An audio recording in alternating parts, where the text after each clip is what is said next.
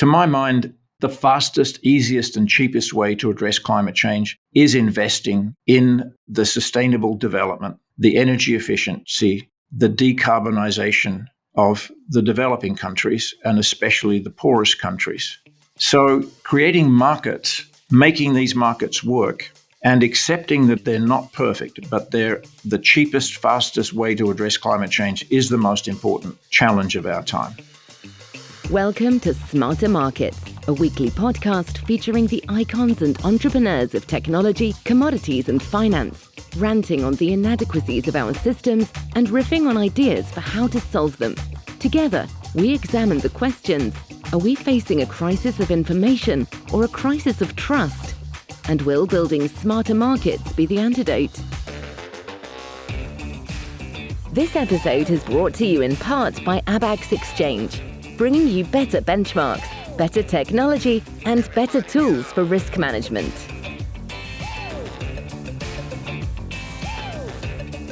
Welcome back to Commodities in Asia on Smarter Markets. I'm Dave Greely, Chief Economist at Abax Technologies.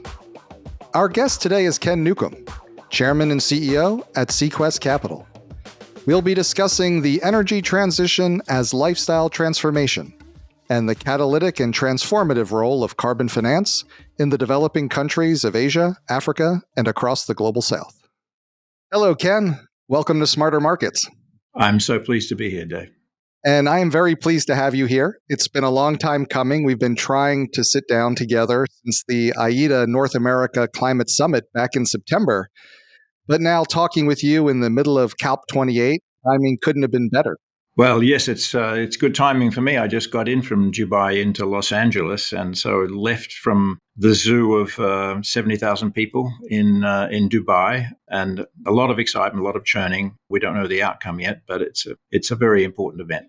And I'd love to talk with you about that and get some of your impressions. You know, one thing that's been coming out in the reporting from COP28 has been the spotlight that's been put on the need among emerging markets and developing countries. One report that they'll need $2.4 trillion per year in investment to cap emissions and adapt to the challenges posed by climate change.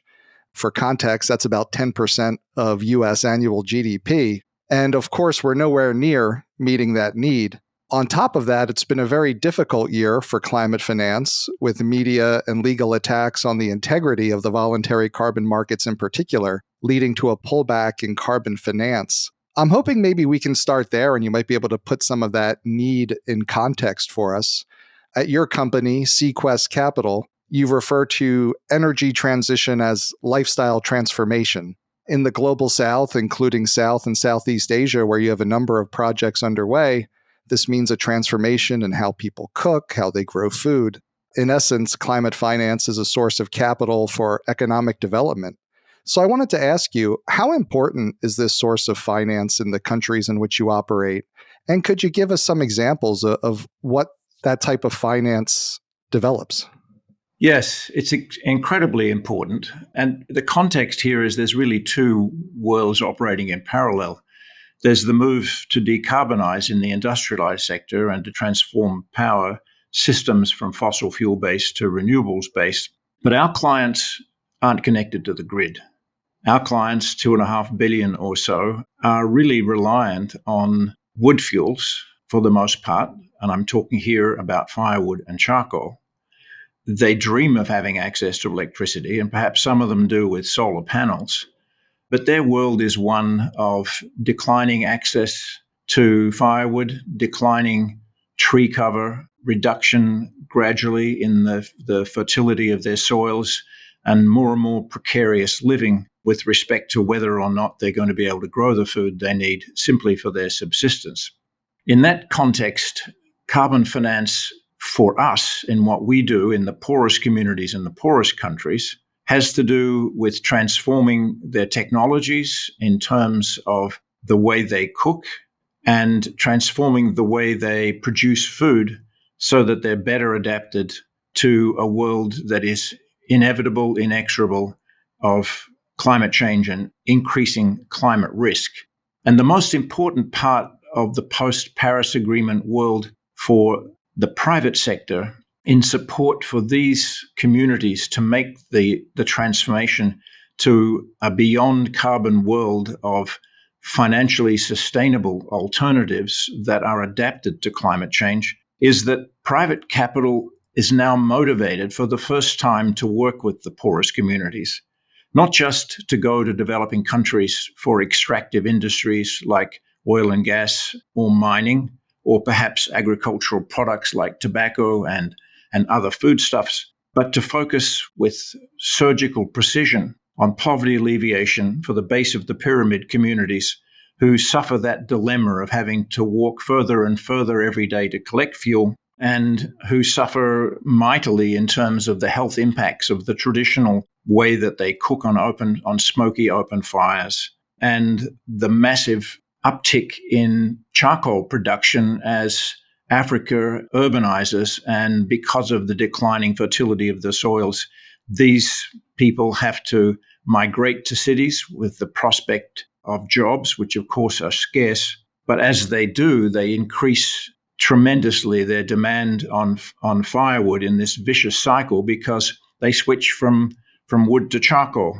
So what's pleasing, if you can think of anything that's pleasing, is that in the period 2020 to 2022, there was proof of concept that capital would flow to the least developed countries. Trove research showed that in that period, the developing countries attracted $17 billion worth of investment. And remarkably, India and China were the minority of that. 9 billion of that went to developing countries other than India and China, who in the Kyoto era were probably 70 to 80% of total carbon finance. And even inside that 9 billion, 2.2 billion went to the least developed countries. So that showed the promise of the future carbon markets, actually recognizing that there was an opportunity to not only have relatively low-cost emissions reductions, but to transform the lives of the poor to be better adapted to climate change. And when you look at, there was the proof of concept, large amounts of capital flowing into some of the poorest countries to help them. How has that changed, if at all, this year? We've seen that there's been a disruption in that flow of finance. How big has that disruption been from your point of view? And what has it been disrupting when those dollars stop flowing? It's been a virtual collapse. So that was a buoyant period, 20 to 22. But since 22, I would say from about 15 months ago, because of criticism of carbon credits, carbon offsets, as it now pejoratively called, as an asset class, prices in the market that we see in our products have dropped to 40%, and investment has pretty much collapsed. So everybody talked about going from $5 billion to $150 billion of flows through the carbon markets, through the voluntary carbon markets between 2020 and 2030. But the impact of the criticisms of the asset class of carbon offsets, carbon credits, has led to a virtual collapse. So what that's meant is that we can no longer go naked long. When we raised capital, we raised more than $400 million over the last 2 years. The idea was, if we build it, they will come. If we create the emissions reductions in these high development impact areas with the extraordinary opportunity to transform the lives of the poor permanently and not temporarily, because we could underwrite the risk of the future in the sense that we could go to scale, demonstrate the alternatives, and provide them on a financially sustainable basis for a very low cost once willingness to pay was established through exposure at scale. We can't do that anymore because we're not confident that we can sell the emissions reductions that are created. And in our business, we built clean cooking solutions, 2 stoves per household, in 3 million households over the last 3 years, gradually building up to 1.2 million households across the world, mostly in sub-Saharan Africa this year. Next year, we'll go from 1.2 million or more to a couple of 100,000. And even then, that's not all hedged either. So the impact that we can have and that we can demonstrate that the private sector uniquely can have as an agent of economic development is now stymied. It's stalled because of the collapse of confidence in the global voluntary carbon markets. And can you put in context that flow of capital? I know you've spent over 2 decades earlier in your career at the World Bank. What are the carbon markets, or what can carbon markets do in terms of providing that finance that helps with economic development in some of the poorest countries that institutions like the World Bank cannot? Yeah, it's a very interesting question. Of course, having been inside the World Bank for 24 years, and a lot of it as a senior manager and in a position of being able to catalyze change as an entrepreneur, I know well what the bank can do, but I also know well what the bank can't do, or development finance institutions or NGOs. And what we can do as the private sector, when we have the motivation that's driven by being able to create and sell emissions reductions in the post-Paris world, is to literally face the client for extended periods to bring about this transformation. The World Bank and other development finance institutions deal through governments. They do not face the client directly. They try and build capacity in developing countries so that they can be effective implementing agents of change. But in the poorest countries, the further you get away from an urban area, the less likely you'll see a visible presence of competent agents that can deliver truly transformative change. The private sector can do that because it's motivated to recover its capital and make a return that's commensurate with the risk that we face. And we have to be on the job. We have to deliver a quality product. And we have to be able to talk to the client and understand what's working and what's not. And because we have that direct interface, we can bring about change. We can improve data capture. We can improve monitoring and verification. And we can change the product as we see deficiencies in it over time. That's a very important opportunity for the private sector. In my business, we call that private sector-led economic development on the basis of mutual prosperity, that our license to serve these communities depends on an outcome of their increased prosperity as we obtain a return on our capital that is needed to continue to mobilize capital at scale. The World Bank can complement that. Everybody understands the role of the private sector.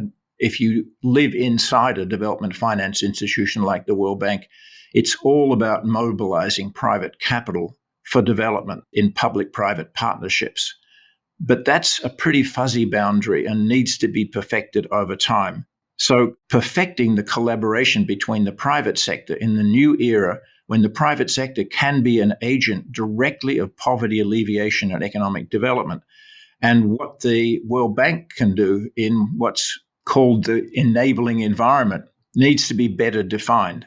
And I am in discussions with the World Bank about what that means in the context of mobilizing carbon finance. And when I hear you talk about some of these lifestyle transformations, simple example is getting people to use cook stoves instead of open wood fires. It doesn't seem entirely different in concept from what we see in more developed countries of switching over from a fossil fuel using solar panels, where it's cheaper, it's cleaner once you've made the transition, but there's a cost to doing it. And there's kind of a hurdle to get over. And the carbon finance can be a way of catalyzing people to make that change, which over the long run, once they make the adjustment, can improve not only, reduce their carbon emissions, but improve quality of life. Is that an accurate way to think about it? Or how do you think about your role? That's absolutely perfect as a characterization of the challenge.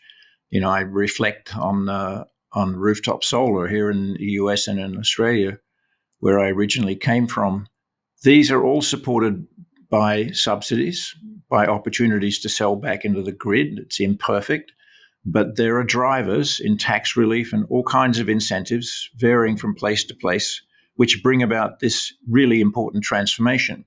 What carbon finance allows us to do, always with the view of financially sustainable futures beyond carbon, because carbon projects in the cook stove world, for example, are 7 to 10 years. you have to be sure that after 7 to 10 years exposure to cleaner, more efficient cooking, which changes health outcomes and increases the productivity, especially of women, and empowers women, you have to be sure that you can continue to supply the clean cooking solutions at a price which these communities and women and families are prepared to pay. And so what you're really doing with carbon finance is introducing new technologies at scale, introducing training in behavior change with the reasonable expectation that it's so much better than traditional practice that the young women who grow up in the hundreds of thousands of households where we provide our clean cooking solutions country by country across sub-Saharan Africa would never think twice of going back to cooking on a 3-stone fire, on an open smoky fire that they saw their parents doing or they heard of their parents and grandparents doing, because they can buy a clean cooking solution for the price of a cooking pot. That's our objective.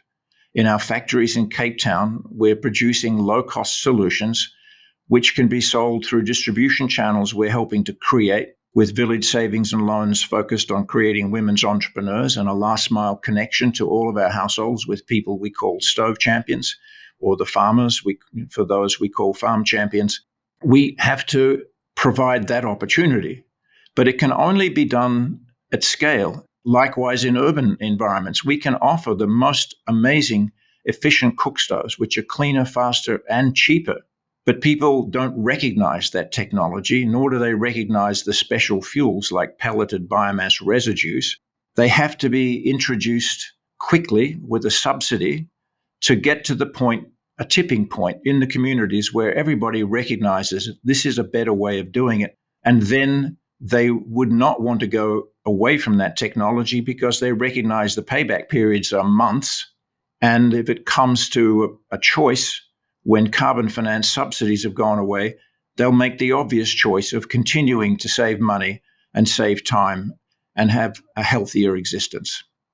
And then the ultimate goal is that at some point, much like happened in rooftop solar in the West, it becomes so cheap because you're producing at scale that it'll be more affordable for people to buy a cook stove than not, in some sense. Yeah, I just heard from our head of manufacturing, our manufacturing affiliate, Energy Africa, that we've been able to bring down the price of a 20-watt solar panel, which we produce in our factories in Cape Town, from $24 as a recommended wholesale price in our countries like Malawi, for example, to $12 over the last year. And obviously, that's a big break for a German certified technology. And it's illustrative of the transition and the journey we're on. But that has to be supported directly or indirectly by carbon finance. And it's very different from the world of renewable energy in the OECD. It's tailor-making clean energy to the needs of the rural poor and the peri-urban poor in the developing countries.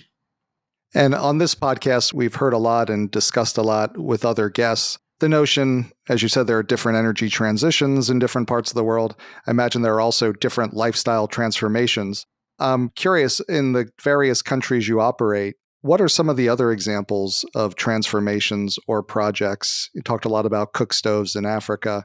Are there others in other countries that you think are crucial? Well, I should explain why we enter these markets to provide clean cooking solutions. It's not just to transform permanently the way people cook. It's not just the beyond carbon clean cooking solution, which they realize they not only can afford, but should afford. But it's empowering women with extra time, 2 to 3 hours a day of extra time, because with our clean cooking solution, they no longer have to go and cut trees. They can use crop residues and the twigs and branches of perennial shrubs. And that time is essential for them to transform the way they produce food. So for us, it's what we call in the parlance of the carbon market an avoidance removals transition. But in practical terms, it's enabling and empowering women who are the gardeners, the caregivers, who keep family units functional and productive to change the way they produce food. And that essentially is adaptation to climate change and not just a mitigation outcome in terms of creating and selling emissions reductions. That transformative regenerative agriculture is really the focus of our business. The direction of travel of Sequest is to create opportunities for productivity through improved health outcomes and time savings for the real change agents, which are women, to change the way they produce food and they produce cash crops, to take climate risk off the table despite the ever-growing challenge of climate change. So regenerative agriculture and sustainable agriculture is a real focus now, and our ambition is to get by 2030 to 3 million households, 3 million smallholder farmers that are practicing a form of agriculture which is radically different from tradition, but enables them to be prosperous in the face of climate change. And what do farmers need to be able to make that transition? That transition is fundamentally about changing from a colonial set of practices which said, clean the fields, burn all of the residue, make it look nice, ridge all of the soils, expose the soil, and then pile it up in nice ridges across the field. And over time, that's meant a decline in organic matter to dramatic proportions, less than 0.5% soil organic carbon in the soils in the communities that we are working with. And that means they can only produce food now by buying chemical fertilizer. And guess what? Over the last 2 years, triggered by the Ukraine war, fertilizers in Africa have gone up 3 or 4-fold. And it literally is true that if you don't get hold of your allocation of chemical fertilizer from the government that recognizes that fertilizers are absolutely fundamental to food production and to avoid hunger, then you literally do starve. Your crops look anemic, chlorotic, as they say, yellow, stunted maize stalks.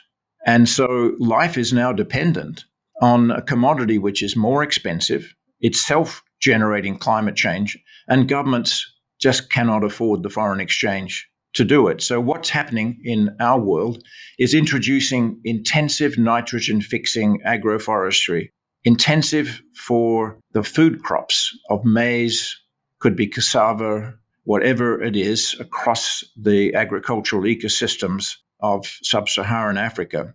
Literally 18,000 trees, nitrogen-fixing trees, planted as an annual crop every year with maize and harvested, killed at 11 months, shaved off at the ground and laid down in the hot weather of October, November before the rains in eastern and southern Africa, shaking off their leaves. Leaf matter is piling up as a mulch.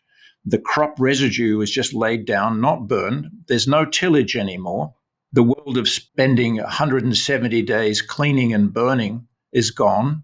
The crop has become a photosynthesis machine, capturing atmospheric carbon and storing it below ground in massive amounts of roots, which decompose to long-term storage, 95% of which does not go back to atmosphere and will stay in the soil for hundreds to thousands of years. And for the farmers, after 3 years, they don't need chemical fertilizers to get the 4 tons of maize yield per hectare that they have in a world of chemical fertilizer. So they save the money, they save the time, and they have a surplus. And our obligation switches then to a fair trade, a route to market for these crops. But at the same time, this biomass through agroforestry is an energy crop. 10 tons of dry biomass per hectare per year of the stems of these nitrogen-fixing trees allows us the opportunity of creating an energy product, different kinds of energy products the further you are from a capital city. But if we do our job well, all of the cooking fuels that are necessary for a large city in Africa can be grown in these intensive agroforestry systems on 10% of the land within 100 kilometers of the city, creating a closed-loop economy, which is not only based on an agricultural system which climate-proofs smallholders and takes hunger off the table, but creates a carbon source. We share the carbon revenue with them as a new virtual crop and a real crop of energy, which can serve the burgeoning needs for cooking fuels and institutional cooking in the urban markets. And you can really start to see that circular system taking place. I wanted to go back. You had brought up earlier, I think often in more Western countries, we're very focused on reducing emissions to reduce the harm to the climate. But of course, in the many countries in the global South, they're experiencing the harm that's already been done to the environment in terms of their own daily lives. And so there's a real need for carbon finance, not only to reduce emissions, but climate finance to help with mitigation of a changing environment, to help with restoring degraded ecosystems like the depleted soils that you discussed. I was hoping you could tell us a little bit about, how important is finance to climate adaptation and ecosystem restoration? And where do you see it being needed the most right now? Well, what I've just been describing to you as regenerative agriculture, stabilizing food production despite increasing intensity and decreasing certainty of the risk of rainfall, is actually adaptation. And in fact, we've decided that we should market the carbon that comes out of the soil organic carbon, the monetizing soil organic carbon from all of that carbon that is stored below ground in roots and in organic matter and with a healthy soil microbiome. These activities are adaptation to climate change. We're creating climate resilience. And so we're creating a product in the Verified Carbon Standards SD Vista Sustainable Development Verification Program that measures effectively adaptation. And we're thinking through the ways in which this adaptation product, this overlay, can allow us to confirm that the changes in smallholder agriculture through the regenerative practices that we're promoting and that farmers are willingly adopting is actually adaptation. And that if you invest in this product, you're investing in adaptation. It's a de facto market for adaptation.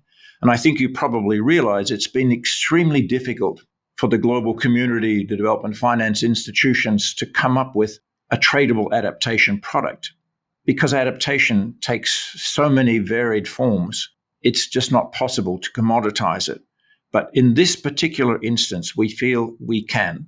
We feel that anybody that's investing in restoring carbon stocks in the form of permanent trees across working landscapes, that is supporting through buying soil organic carbon as opposed to direct air capture, soil organic carbon at $25 a ton or $30 a ton, compared to $300 to $500 a ton in direct air capture, is actually investing in adaptation at the same time as really purchasing very high quality storage credits in the form of soil organic carbon or in biochar, which is also a byproduct of these systems. You had said earlier in the conversation that in earlier incarnations of the carbon markets, much of the finance flowed into countries like China and India. And this time, more has been flowing into more developing countries outside of China and India. Is that mainly Africa, or do you see it flowing into other countries in Asia outside of India and China as well? And how do their needs compare? It's very interesting. We have projects in Laos and Cambodia and Thailand and Vietnam, in the northeast of India and across Bangladesh, as well as in Central America. So we're not just focused on sub-Saharan Africa, although most of the least developed countries are in sub-Saharan Africa. There are least developed countries in Asia as well. And in those countries, once you get outside the cities, even, for example, outside Ho Chi Minh City, formerly Saigon, it doesn't take you long to realize that poverty is just as present there, and the needs of the rural poor are very similar to those everywhere else in the world. And the solutions are different, but not in principle. In principle, you have to think about regenerative agricultural practices because they too live on a knife edge. They too live hand to mouth, depending on the fate of their food production, subsistence food production, and whether it's going to be disrupted by late rains, by rains that stop short, or rains that are so intensive that they create floods and wash away their crops. The picture is not very different. And the solutions, while technically they may vary in terms of what kinds of trees, what kind of agricultural systems, the story is exactly the same. And I wanted to go back, because I talked a lot about the criticism that the voluntary carbon markets in particular came under this year and the effect that's had. I guess to be fair, need to kind of understand, the line between legitimate criticism, because we want to make sure that money's actually flowing into useful things versus flowing into things that aren't useful. But I was curious, you've been a pioneer and a veteran of the carbon 1.0, so to speak, in the 2000s. So I was kind of curious, what do you make of this criticism and the line between what's legitimate and what's just counterproductive? Do carbon markets suffer, from a tyranny of high expectations? Do we expect things to be too good? What can we reasonably expect of these markets? Yes, the truth is the commodity of carbon is radically different from any other commodity that in our different professions that we're used to seeing traded or being involved in trading. For example, metallurgic coal has very precise specifications. Oil products like Brent crude have very precise specifications.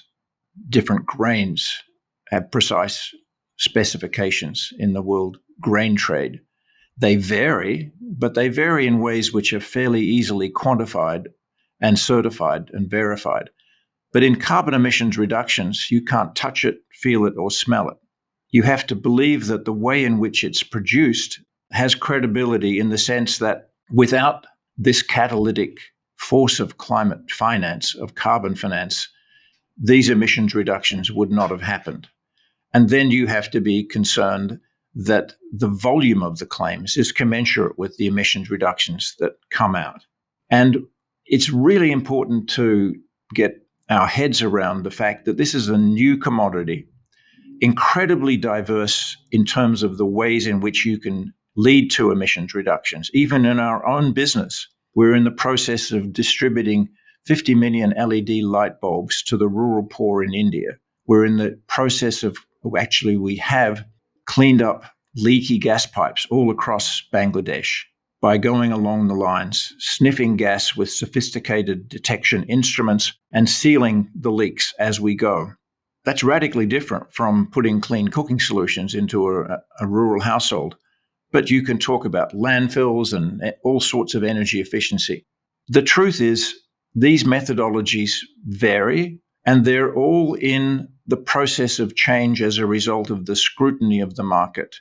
There is no such thing as perfection in this commodity, but there is always the need to strive for perfection, always the need to get things better, to be more and more careful about measurement, and to use as much of the modern technology of satellite imagery, of digital technology, to demonstrate that, for example, if a stove has been distributed to a household, it actually is being used.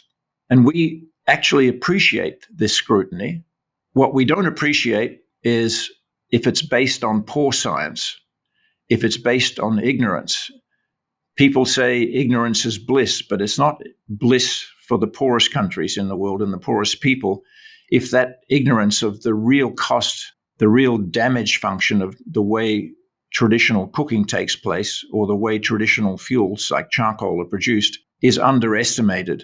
And the emissions reductions are underestimated, and developers are castigated because they're allegedly claiming more emissions reductions than they should. On the other hand, we take very seriously the issues of measurement, and we're looking back inside our own house and asking, are we confident that the ways in which we monitor and measure and follow up, for example, in cook stoves, is going to tell us that the stoves are being used and the emissions reductions claimed are real? So there's a good side of the criticism across the board, whether it's in the reduced emissions from deforestation and degradation, the REDD+ sector, or in cook stoves or others. We take those criticisms seriously, And we realized that in periods of rapid growth, this deployment of capital that I mentioned earlier across the developing countries, unprecedented in scale, even with the World Bank's investment in these sectors, leads to dramatic increases in the numbers of interventions, and it needs to be accompanied by ever increasing precision so that confidence in the buyers is not only maintained but grows. So that is a challenge, and that criticism is legitimate, and we take it, and we're doing what we can to offer to the market an emission reduction which really does represent a ton of atmospheric benefits. But on the other hand, we've invested $500,000 this year demonstrating, in effect, that the IPCC default factors are real and that any attempt to make them more conservative in respect of the efficiency of traditional cooking, like open fires or charcoal stoves, or the number of tons of wood that are necessary to make a ton of charcoal by traditional means, should not be made more conservative and more punitive in terms of the parameters which allow capital to flow. There are big debates around things like what is the proportion of wood that's burnt that gives rise to carbon dioxide going to atmosphere, where the carbon dioxide comes back because the trees regrow. There's a lot of controversy about that. It's called the fraction of non-renewable biomass. We spend a lot of money demonstrating that the damage function is actually high, should not be subject to extreme conservatism, because that just simply limits the flow, which can be billions of dollars, to transform the lives of the people in the other sector, in the other energy transition, which must go in parallel to the move to renewables in the industrialized countries. It's such an importance of accuracy. Yes. We don't want to overstate and don't want to understate. It's all about measurement and good science. And of course, then there's the responsibility to make sure that we're doing the right measurement and we're making the right claims inside our company and our fellow developers in this space. And because you're just back from COP, as you said, I want to get some of your thoughts. As I said, you've been in the carbon markets for your share of COPs. Looking at COP28 with the benefit of your experience, and granted that we're not all the way through it yet, could you help us read a little bit between the lines? What do you see happening? And are there some real accomplishments happening that should give us optimism or not? That's a $64 question, actually, a $64 billion question. It's very hard to read the tea leaves, to be honest, and let's see what the presidency comes out in their final statement, what progress there is in the negotiations of the critical Article 6 text, which is still under negotiation and which there's lots of square brackets denoting significant disagreement.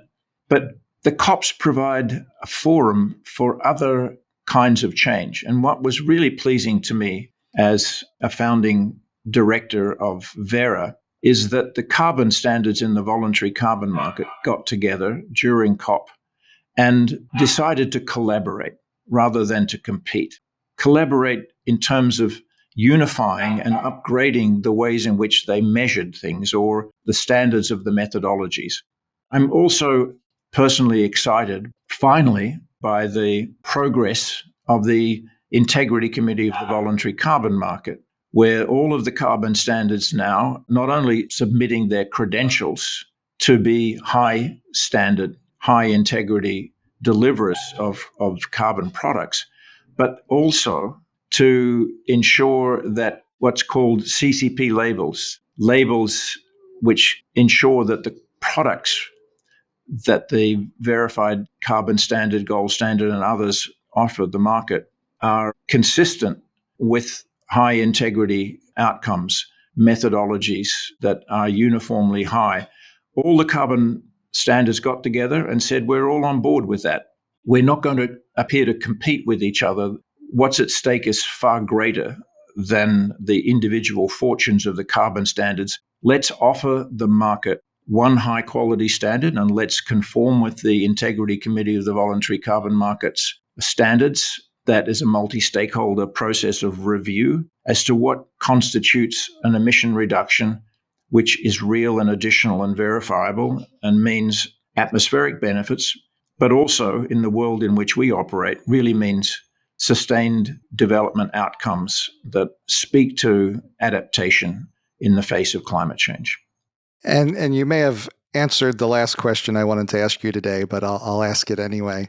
If one believes that climate change is the great crisis and challenge of our time, what do we need to be doing differently to move forward, to make meaningful progress? Do you think we need to do the things we're already doing better and at larger scale? Or are there things fundamentally that you think we need to shift? Well, to me, it's all about making markets work. The reason that I was involved with a fantastic team of people and with support of a remarkable president of the World Bank at the time, Jim Wolfenson, and his senior managers in pioneering the concept of north-south trade in greenhouse gas emissions reductions was to make markets work. Because you might recall way back in the time of the Earth Summit, this problem was going to be solved by north-south transfers of $350 billion a year, when at the time development finance as a whole was about $50 billion a year. It was a pipe dream. So the concept of creating a market for greenhouse gas emissions reductions, to me and my colleagues at the time, was the only way forward. And of course, living inside an institution that is an expert in development economics, the whole concept was, and it's still true today, but is not panning out that way, is the least cost solution for mitigating climate change is to go to the countries who've not been able to apply the most efficient technologies or move as fast towards renewable energy, even though it's abundant in many of their countries. So the trade would be the least cost, most effective way of addressing climate change. So it's a little perverse today that many NGOs and academics criticize that market, criticize what is in effect the least cost approach to mitigating climate change, because they are focused on perfection rather than a good enough product in the face of enormous challenge. To my mind, the fastest, easiest, and cheapest way to address climate change is investing in the sustainable development, the energy efficiency, the decarbonization of the developing countries, and especially the poorest countries. And it's not insignificant. The charcoal trade is hopelessly inefficient across Africa, and the emissions that arise from the charcoal trade alone today are the equivalent of the entire emissions of Spain, and in 2030, the entire emissions of Germany. That's the rate at which this is going. So creating markets, making these markets work, and accepting that they're not perfect, but they're the cheapest, fastest way to address climate change is the most important challenge of our time. Thanks again to Ken Newcombe, Chairman and CEO at Sequest Capital. We hope you enjoyed the episode. Join us next week as we wrap up our series on commodities in Asia. We hope you'll join us. This episode was brought to you in part by Abax Exchange.